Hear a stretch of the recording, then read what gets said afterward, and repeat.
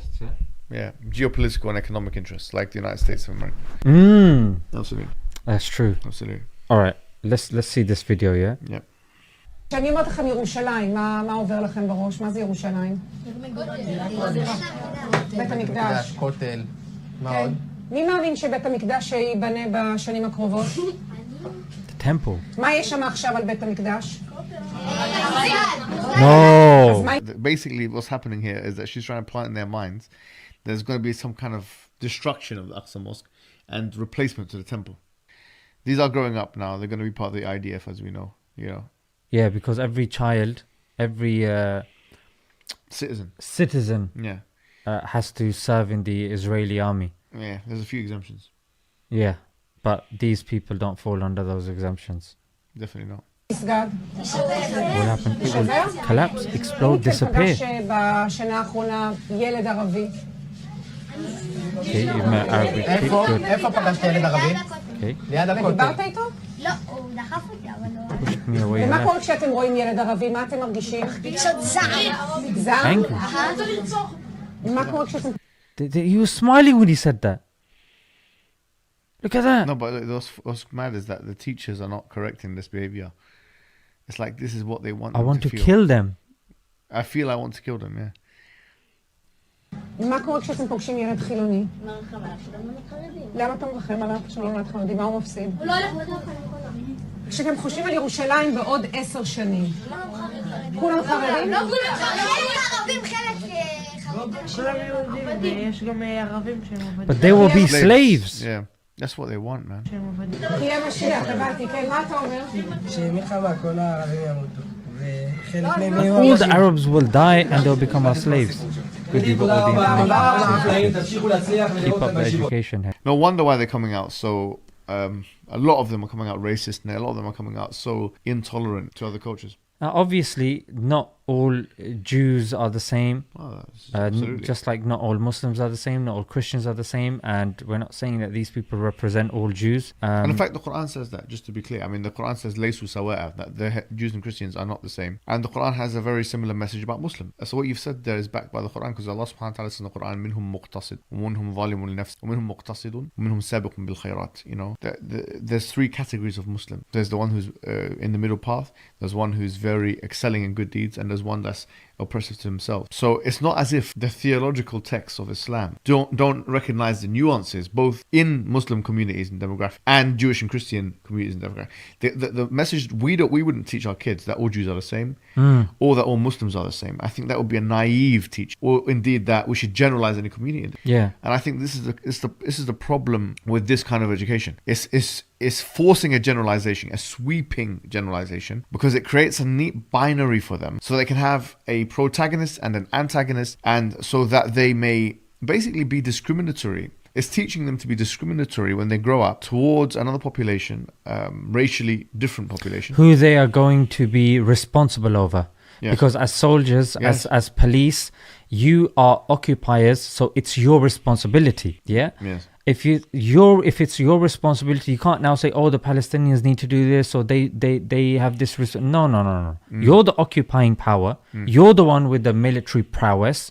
You're the ones that have the ethical and moral duty to look after the people. And people don't realize that there's about 25% of so-called Israel or Arab people living there. So you're quite right. Like, you know, people think that all the Palestinians are in either Gaza or the Palestinian territory. No, there are about 25% of the overall population are in Israel. They live in there. They're Israeli citizens for all intents and purposes. Now imagine this. You have people in your own country who you consider citizens just like you, but because they're using the word Arab. I mean, because of their racial and ethnic difference, that is the reason why they should be discriminated against. And this is something, by the way, the Quran actually condemns. It acknowledges about some Jewish people, not all of them, as we know, but some Jewish people. They use theology to practice a kind of ethnic and theological supremacy, that you think that you're better because of your race. And Allah subhanahu wa ta'ala in 2 verses of the Quran that I can think of right now, he says, if you think that you are the chosen people, min duni nasi, from aside from the people,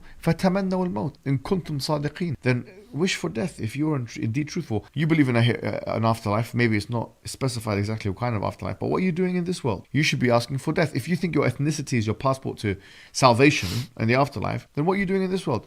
And the Quran says, وَلَا يَتَمَنَّوْنَهُ أَبَدًا بِمَا قَدَّمَتْ أَيْدِيهِمْ, and they will never be asking for that. And to be fair, if you're the chosen ones, number one, why would you want to demolish someone's holy site just to put your own holy site there? Number two, why would you want to enslave an entire group of individuals? Yeah, does this show you to be people that harbor qualities of the chosen ones? Yeah, for them, yeah, the answer is yes. In fact, you can even go further than that. The Old Testament has, I personally believe, contaminations and interpolations itself, which indicate tribal superiority of the Jewish people.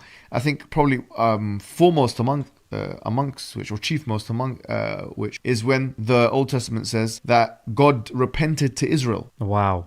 Okay, imagine that now. It's humbling, putting God in a humble position to this tribe of Israel. And when it refers to Ismail, refers to him as a wild man. So because obviously he's of a different kind of lineage, he became the father of the Arab. So you can trace a lot of these problems to the Old Testament, quite frankly. A lot of the old problems in the Old Testament, the Hebrew Bible, have these racial and ethnic overtones. Let me tell you one thing, actually, just because it just came to my mind. When people read these stories of the Old Testament and the New Testament and the Quran, for example, there are similar stories. Yeah, one of the similar stories is we all know the Exodus is when Bani Israel, the children of Israel, went from escaped Egypt and basically through the Red Sea and so on. The Quran, the central message of the Quran is that Moses said to Pharaoh to worship one God, and he also said, "Bring my people with me and let the people go," and that kind of thing. You don't even find that in the Bible at all, by the way. From my memory here, I don't think there's one time Moses said to Pharaoh to worship God. And if it was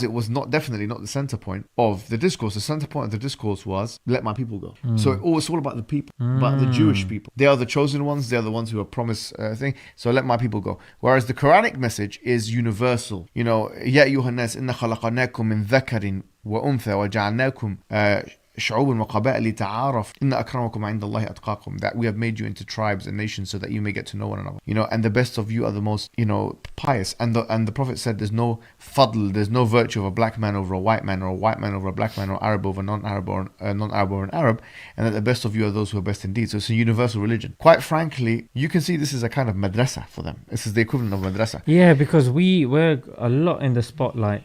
Yes, with the madrasas and stuff with like the that. madrasas. But we believe we are no one can deny that Islam is a multicultural, universal religion. Whereas Judaism, quite frankly, is the reason why it's not proselytizing is because it's exclusivist. It is an exclusivist religion.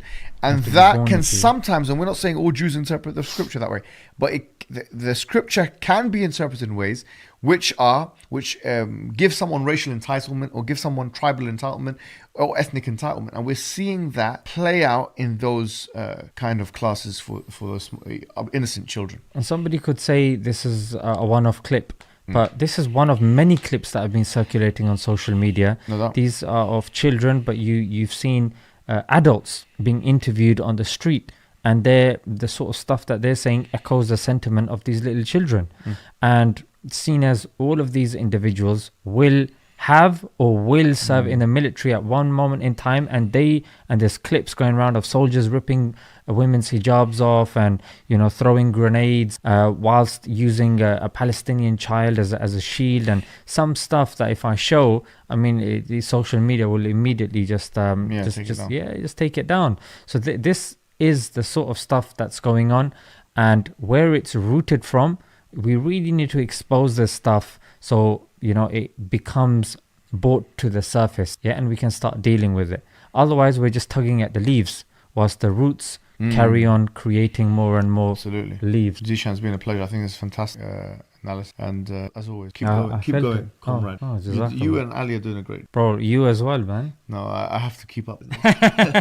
Now we all keep each other, motivate each other, and inshallah you guys will join in whatever capacity you can. And listen, guys, we have to think about this now. Look, honestly, the Muslim voice is on social media. Just look at the last 10 videos this man has done and the last 10 videos Ali Dawa has done. I am absolutely, it actually relieves me, because I've got so much anger watching these things, that when we have really millions of people watching now with the content, millions of people, that we're not exaggerating, just in the last 10 days millions of people have been exposed to this.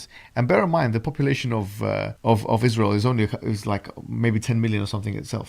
So we are getting through to as many people as there are almost, in parts of Israel or large chunk of it. So this is really good work. And it should not be underestimated. Please make sure that you guys are sharing and liking and subscribing to their channels, because we need this more than anything else, and we need this now more than any other time. Jazakallah khair, Muhammad Hijab. And I'll see you inshallah next time. Inshallah. Assalamu alaikum. ايدي بايدك نحمل اقصى من فرعون